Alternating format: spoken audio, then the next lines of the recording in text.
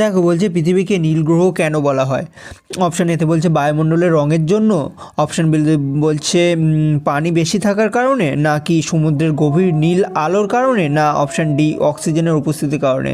দেখো আমরা জানি পৃথিবীকে নীল গ্রহ বলা হয় কারণ পৃথিবীতে প্রচুর পরিমাণে জল থাকে, তাই একে নীল গ্রহ বা ওয়াটার প্ল্যানেটও বলা হয়। তাহলে অপশান বি হচ্ছে কারেক্ট অ্যান্সার, পানি বেশি থাকার কারণে। পৃথিবী অক্ষ থেকে কত ডিগ্রি কোণে হেলে আছে। Option A 15 degree, option B 23.5 degree, না অপশান সি 30 ডিগ্রি, না অপশান ডি 66.5 ডিগ্রি। পৃথিবী তার অক্ষ থেকে 23.5 ডিগ্রি কোণে হেলে থাকে, 23.5 ডিগ্রি কোণে হেলে থাকে। তাহলে অপশান বি হচ্ছে কারেক্ট অ্যান্সার। নেক্সট কি বলছে, ইকুয়েটার কি। ইকুয়েটার কি, অপশান এ সবচেয়ে ছোট অক্ষাংশ, না সবচেয়ে বড় অক্ষাংশ, না সবচেয়ে বড় দ্রাঘিমাংশ, না সবচেয়ে ঠান্ডা রেখা। দেখো ইকুয়েটার হলো লার্জেস্ট লঙ্গিটিউড, তাই তো, লার্জেস্ট